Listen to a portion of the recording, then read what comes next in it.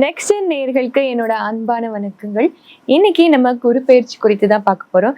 அதை நம்ம கூட ஷேர் பண்ணிக்கிறதுக்காக ஜோதிட உலகின் சூப்பர் ஸ்டார் பிரம்மஸ்ரீ ராம்ஜி பரமஹம்சர் அவர்கள் தான் இணைஞ்சிருக்காங்க. வாங்க நிகழ்ச்சிக்குள்ள போகலாம். வணக்கம் சார். வணக்கம். வணக்கம் சார். நம்ம தனுஷ ராசினியர்களுக்கு குரு பயிற்சி கிரக நிலைகள் எவ்வளவு சூப்பரா இருக்கு சார்?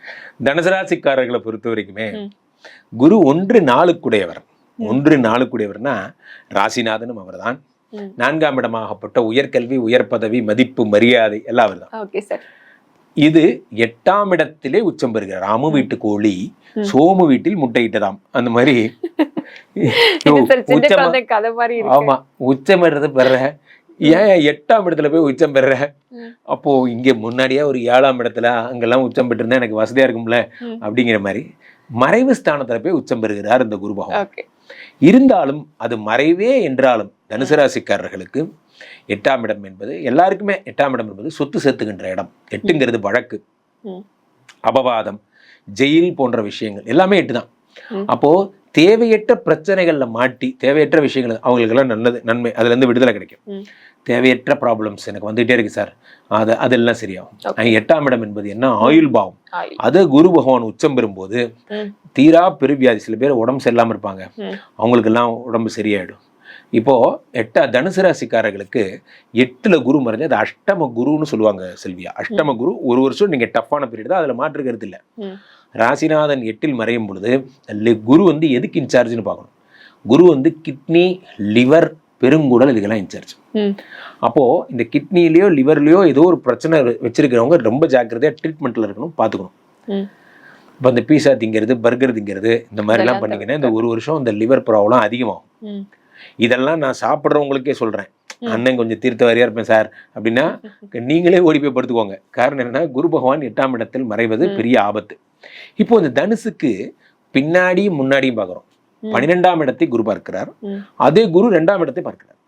12ஆம் இடம் என்பது விரயஸ்தானம், அதை குரு பார்க்கிறார். இப்ப தனுசு ராசிக்காரர்களுக்கு சுபமங்கல செலவுகள் எல்லாம் ஏற்படும். 2ஆம் இடம் என்பது தனஸ்தானம், அதையும் குரு பார்க்கிறார். அப்போ பணம் வரும், வந்துகிட்டே இருக்கும், வரவும் செய்யும், போகவும். ஆமா, இதெல்லாம் பண்ணிட்டே இருப்பாங்க, சுப செலவுகளாக நடக்கும். இதுல என்ன ஒரு விஷயம்னா திடீர் ப்ரமோஷன் இவர்களுக்கு கிடைக்கும். இந்த 8ஆம் இடத்துல குரு மறைஞ்சாலும் பணம் இல்லை, உடம்பு சரியில்லை, இருந்தாலும் பார்த்தீங்கன்னா அன்னைக்கு காலையிலேயே ஒரு 4 பேர் சேர்ந்து கதை டப் டப் டப் தட்டிகிட்டே இருப்பாங்க. டப் டப் டப் டப். என்ன கதை திறக்கிறீங்க? யாரு?